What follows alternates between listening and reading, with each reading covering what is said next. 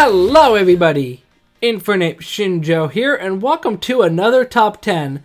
And if you read the title, you can kind of guess what I'm going for here. My Top 10 Airhead characters. Now, I don't know if this is a term that many people use or nobody uses at all, but the way I describe Airhead characters is a character that's basically just there for comic relief, for the most part. A character that's kinda dumb at times, but just there for the viewer to basically stay engaged with the show. For the most part, the characters are absolutely dumb, and I mean that in the most positive way, but there are some times that they're just being positive and upbeat, but they're actually pretty smart. And believe it or not, there have actually been a lot of anime with Airhead characters, by this definition. So I'm here to count down my top 10 Airhead characters. Now, the only criteria for this list is it has to be a character, like I described earlier, a character that's kind of dumb, fun to watch on screen, more or less the comic relief, and it has to be from an anime that I've watched. And though for the most part, the Airhead character is mostly girls, there are some instances where the Airhead character could be a guy. Say, Mineta from My Hero Academia, because he's mainly just there for comic relief. But I'm sure you guys know exactly what I'm talking about. I've already listed off what I think an Airhead character entails, so let's get started with some honorable mentions. And when I say some honorable mentions, I only mean one. Sylphie from Amagi Brilliant Park. Now, the reason that Sylphie doesn't cut it is because she wasn't shown enough in the show. I do like her character, and even in random scenes where she's just in the background, she just spouts random nonsense. At the same time, she's kind of just in the background. So at the same time, while she is a bit of a goofball, she isn't shown enough for me to get myself to know her personality. Although now that I'm thinking about it now, going through honorable mentions, I realize a better way that I can describe an Airhead character is basically Genki Girl. I think Genki roughly translates to like energetic, so basically characters that are always upbeat. But let's get started with the actual top 10. At number 10, we have Sanai Dekamori. Also, fair warning, I'm probably going to be butchering a lot of these characters' names. Dekamori is from Love, Chinibyo, and Other Delusions. And judging from the title, she's one of those characters that more or less suffers from Chinibyo, which is basically a disease in the anime world where you stay a kid forever. So kind of like Ash. Except not really, because Ash, I feel like there's a whole can of worms that I could open with that, but I'm not even getting started with that. But Dekamori is just a fun character. Honestly, at first, there were some scenes that was fun with Rika, but then when Dekamori comes along and she's just like amps it up to 11, especially when she uses her pigtails as like nunchucks or something like that. And she's got a fun personality, and it actually makes sense because of Chinibyo. Now, the only reason that she's only a 10 is because of her scenes with Nibutani. Like, for the most part in the show, Dekamori and Nibutani always butted heads, even though at the end they kind of got to know each other as friends. But at the same time, the scenes with Nibutani just kept on repeating over and over every time they interacted. And at the same time, if I have my facts right, I'm pretty sure in the dub, Dekamori's voice is Brittany Karbowski. I think I'm pronouncing that right. I've always had trouble pronouncing her name, so apologies in advance. So at the same time, while I like Dekamori's actions, she's kind of, first of all, in the background for the most part.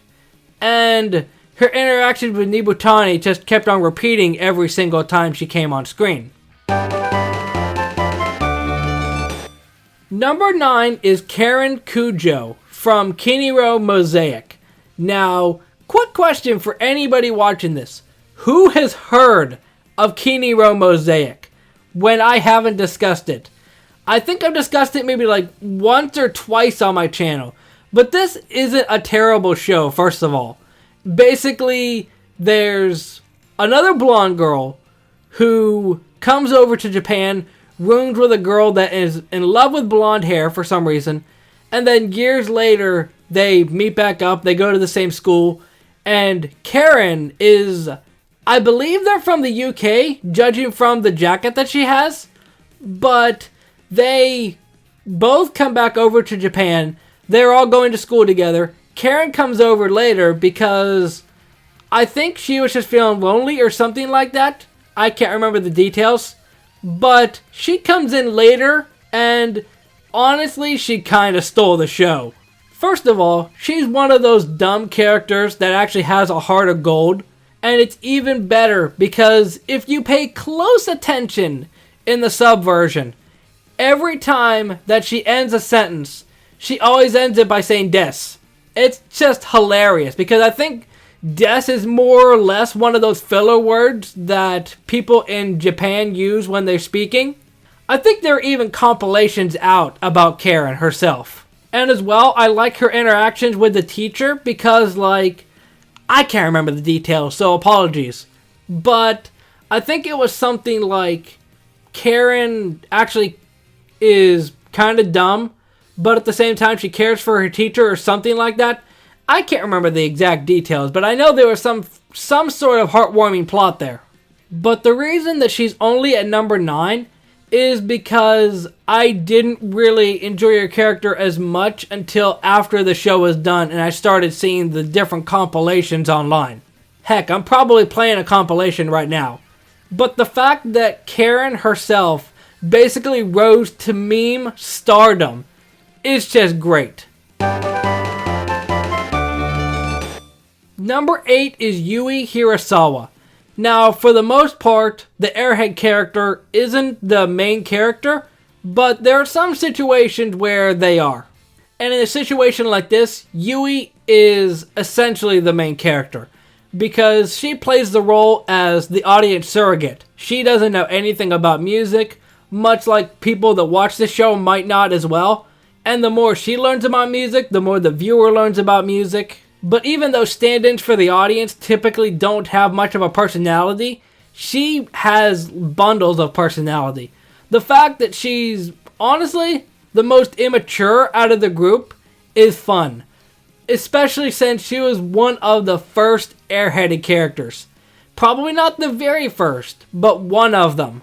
I mean, from nicknaming her guitar to calling Azusa Azunyan, it's just gold. Now, the only reason she's at 8 is because of her interactions with Ritsu a lot of the times. Now, a lot of them, it makes sense because they're high school kids, but at the same time, Yui and Ritsu would rather just goof off, but Mio's over here wanting to actually get some stuff done, and Yui and Ritsu were just having none of it. I mean, I get that they're kids, and they don't really care. Honestly, for the most part, they're probably kind of like when people in high school joined bands and started bands, but they were just doing it for the fame and they didn't really care about actually practicing. And at the same time, it might be because I have an older mindset that I more appreciate Mio for that, for dealing with these characters for so long. But at the same time, I have an immature side that like Yui's personality. And honestly, there were some moments near the end of the show that really showed Yui's growth. So that's a plus for me. Number 7 is Justiana von Astria, also known as Pickering, from Princess Connect Redive. Now, just scrolling through the rest of my list here, she's actually one of the more recent additions to this list, because she was in a mobile game before this. But if I wouldn't have known about the anime and watched the anime, she probably wouldn't even be here. So for starters, what do you need to know about Pickering? Well, she likes to eat. And, to be fair, I like to eat as well. So we have that in common. And at the same time, Pickering is the only character here that can legitimately fight somebody. I mean, she is goofy for the most part, but she holds that freaking sword so she can legitimately fight people. And actually, fight off wildlife to get more food. So that's fun too. And to finish everything off on this very wonderful Pickering cake, let me not forget to mention that she is a princess. So I can actually say Pickering is a queen. Number 6 is Patty Thompson from Soul Eater. Apologies, I couldn't find a better picture than this one. I would have preferred to find a transparent one, but some things just don't work out. And like I mentioned with a lot of other people on this list, she's just a fun character.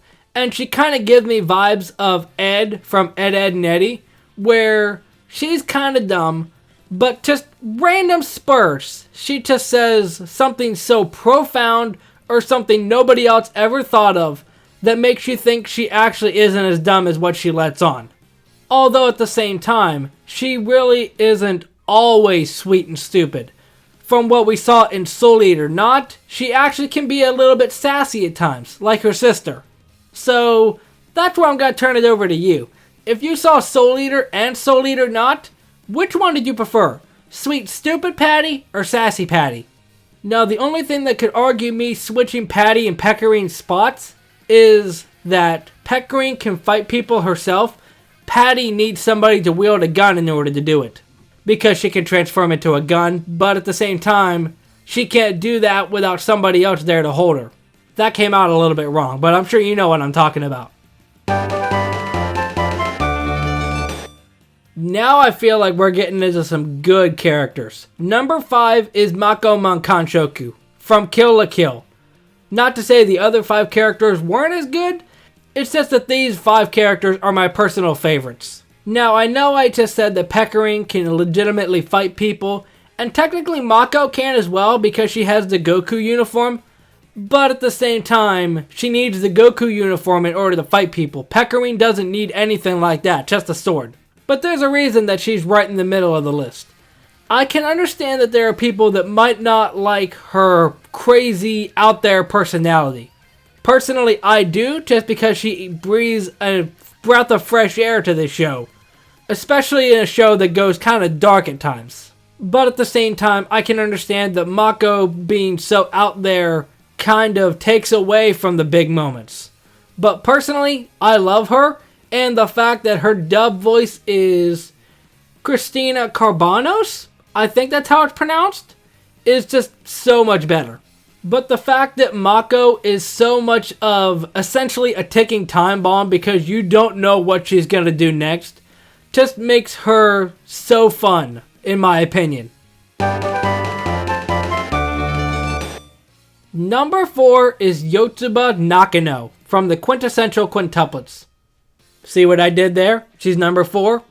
If you get it, you get it. If you don't worry about it. With all these harem anime, you gotta have these typical stereotypes. You gotta have the tsundere, you gotta have the quiet one, you gotta have the Genki girl. And I really like Yotsuba. She's a fun character. And it helps that orange is one of my favorite colors, so the fact that she has orange hair is even better. But not to mention, even though she's kind of a ditz at times, she's actually kind of clever. There was a scene in season 1 of the show where she confesses to Uesugi, but she jokes it off or something like that. I can't remember the exact details. But like, I saw that and I'm thinking, you sly dog, Yotsuba. I see what you're doing. She's like confessing, but she's playing it off like, no, I'm not being serious, but she actually is. So kind of clever on her part. But at the same time, outside of that, there really isn't anything else that I can say about her. I just like her character design. And I think from what I've seen from random videos, out of the 5 girls, the favorite is Miku. So that makes me want to root for Yotsuba even more. At least as a favorite character. Because I hear more people talk about Miku instead of Yotsuba. But I'm not going to go into a whole debate here. Just saying that a lot of people like Miku, so that's making me want to pick Yotsuba more. Number 3 is Hanako Honda from Asobi Asabase. You tired of hearing me talk about this show already? I'm talking about it again. She is my favorite girl from the show. I like all 3 of them. They're all different personalities that make it even funnier, but I just love her personality. This show gives off Ed, Edd n Eddy vibes for me, even more than other shows, because there's 3 characters just getting up to mischief. And Hanako is the epitome of Ed. She's so over the top, she's very dumb, So she's basically Ed, but gender bent. Don't take that out of context. But like I said, her personality is great, and it balances well with her butler. Because she's got a butler that just comes in at random times, and believe it or not, he's actually wackier than she is. So we're living in a time where a comic relief character actually has another wacky character to bounce off of to make her seem a little bit more credible, or at least add to more fun dialogue. Number 2 is Nadeshiko Kagamiyahara from Laid Back Camp. I absolutely love this character. I'll go back into a little bit of a story later, but she's just a fun character. Obviously, she has pink hair. A lot of characters that have pink hair I really like, although I'm sure there are some exceptions. But I remember watching the first episode of Laid Back Camp Season 1, and Rin was just going on her motorcycle moped thing up to where her campground is, and I'm just watching this, waiting for something big to drop. And then the instant Rin turns around and Nadeshiko is just there crying, and she just runs away from Nadeshiko, I'm just here like, what did I just watch? Did I just find my new favorite character? Because honestly, I wasn't really vibing with the show up to that point. But then when she came in, it made it more fun for me. And at the same time, like Yui from K-On!, Nadeshiko is the surrogate where she doesn't know anything about camping or anything, so Rin teaches her about that. So overall, it's a show that I wasn't really vibing with until she came on the screen, and it's a show that I personally don't enjoy as much unless she's there. Number 1 is Chika Fujiwara from Kaguya-sama Love is War. I knew before I even got 10 people on this list, I knew that number 2 and number 1 were going to be a fight between Nadeshiko and Chika. I certainly haven't kept it a secret that they're 2 of my favorite characters. They both have pink hair. They both were out in anime recently in the last couple of years. But the reason I decided to put Chika above Nadeshiko, besides the fact that Chika actually has her own ending song, is the fact that Nadeshiko was in a show that I didn't really like until she came on the screen. But with Love is War, I like the show before she's there, and I like it even when she's there. Simply put, I can enjoy episodes of Love is War even when Chika's not around. She just enhances the show for me. But with Nadeshiko, I can't really enjoy the show and invest time into it as much unless she's there. And at the same time, she's more than just a dumb character. A lot of these people on the list are more than just dumb characters than they let on, but Chika's actually kind of clever. Although at the same time, she's mostly just there for the butt of the joke, there are actually times that she throws a wrench into Kaguya and Shiragane's plans of trying to get the other to confess. And my personal favorite scenes involving Chika are the ones where she's trying to teach Shiragane how to do something. The dodgeball one, the one where Shiragane needs to learn how to sing the school anthem, they're just great scenes, and Chika just makes it even funner. Is that a word? I guess funnier would be the better word. But that is my list of top 10 Airhead characters in anime. And at the same time, even though I listed these in my order, at the same time, I don't want this to be taken too seriously. This is just a fun little video that I decided to make, so kind of a joke video, kind of serious at the same time. So outside of probably the top 5, none of the listings are actually super serious. They're just characters that I wanted to talk about. So if you enjoyed, hit that like button down below, subscribe if you haven't, and let me know your top 10 favorite Airhead characters in anime as well. Or if you can't come up with 10, just list off a couple of Airhead characters down in the comment section. And if you have any ideas for top 10s, leave them down in the comment section as well. And I will see you in the next episode. Momentai.